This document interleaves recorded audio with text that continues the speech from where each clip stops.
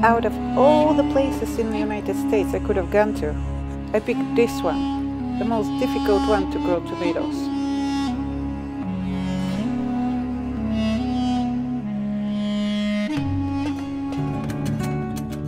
But let's start from the beginning. As a little kid, I spent most of my time in the village with my grandma, and I loved it there, not just because I got to drink wine at the tender age of 5, but because of its peace, serenity, quietness, beauty, and fresh produce. I got to eat the freshest fruit and veggies one could imagine.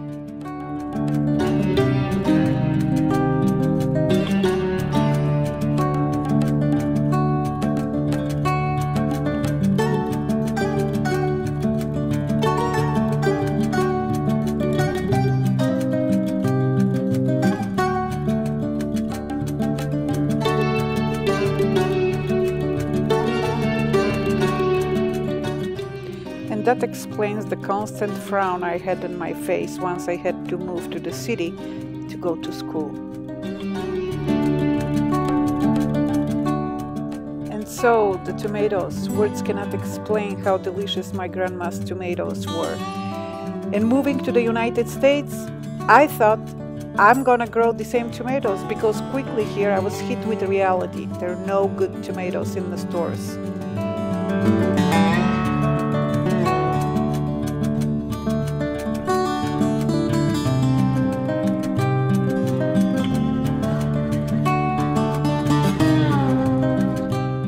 My grandma is now gone. However, my wonderful uncle and his wife are still there, saving the seeds and growing the most delicious tomatoes in the world. I still enjoy my trips there. I still go every year, and I still enjoy the delicious tomatoes.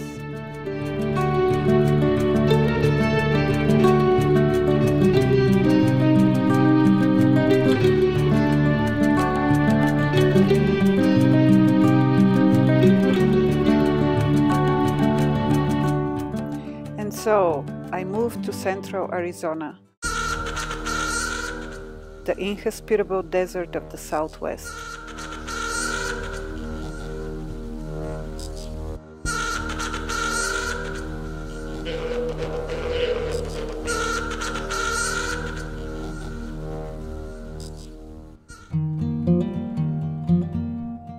And although I've done okay with the tomatoes, growing tomatoes in Arizona, it's like raising a picky little kid.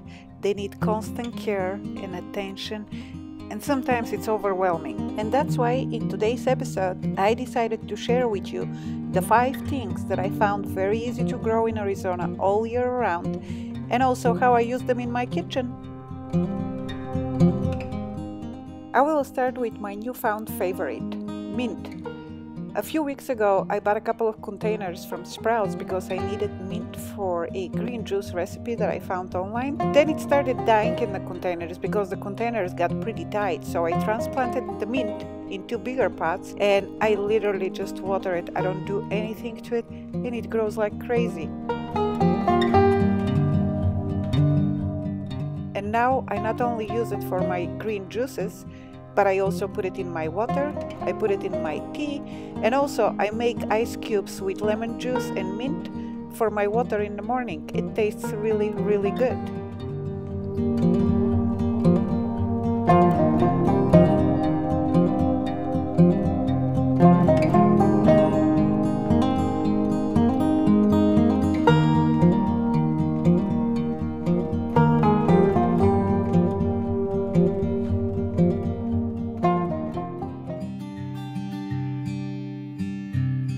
Next on my list, it's parsley.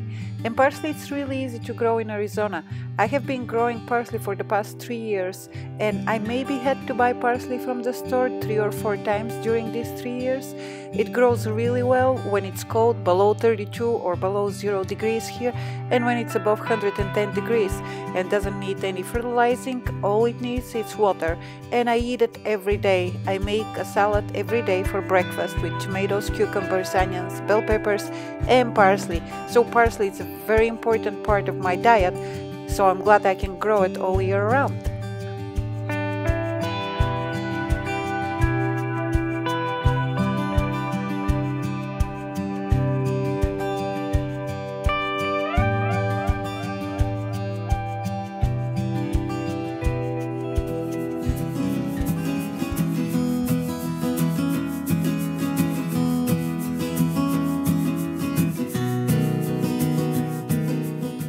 Number 3 on my list, and my favorite, it's dill.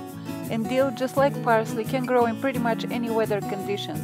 I've grown dill when it's 32 degrees Fahrenheit or 0 Celsius, and I've grown dill when it's over 110 degrees here in Arizona. And the one thing with dill is that you have to water it constantly, especially when it's hot, because otherwise it gets a little tough and chewy. But other than that, very easy to grow herb. I add dill every time I cook with yogurt, garlic or cucumber, and whenever I cook potatoes, rice or sauerkraut.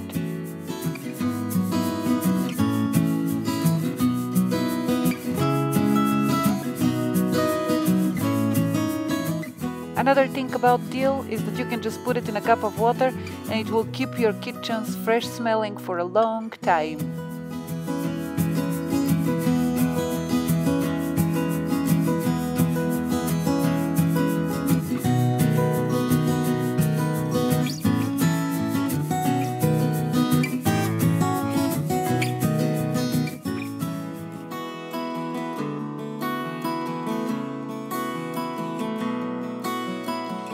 Next on my list is Swiss chard.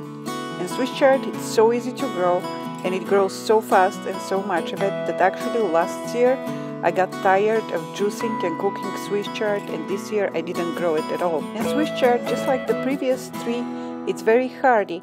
However, if the temperatures get below 35 or above 105, it does start to wilt, but don't worry about it because as soon as it warms up during the day or cools down in the afternoon, the Swiss chard comes right back to life. And the best juice I got out of my Swiss chard was juicing it, but I also like to cook it, and the best way I like to cook it is to saute it with onions and then add my eggs for breakfast.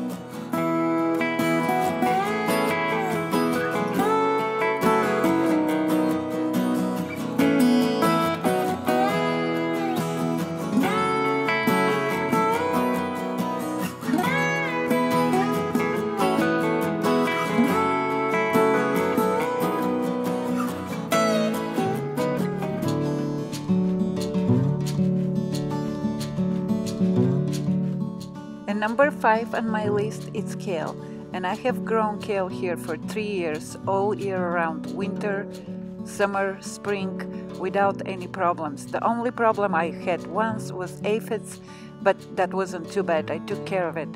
And other than that, in cold weather thrives, in warm weather thrives, however you have to water it quite a bit. And I like to pick the kale young because it's much crispier and much fresher and much more tender. There is one thing I would recommend you do before cooking or consuming your kale, is letting it soak in water or sit in water for a few hours before you consume it, and that will make it much more crispy.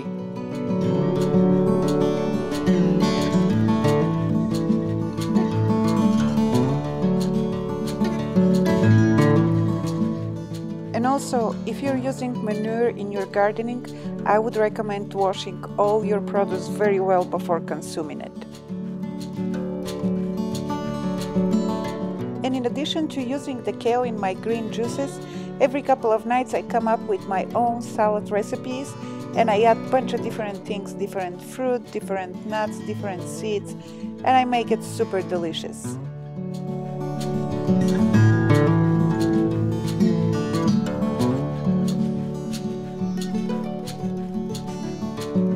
And if you're located here in Arizona or anywhere else in the world where it's hot and you're growing something all year round, please let me know what you're growing and maybe I'll try it as well.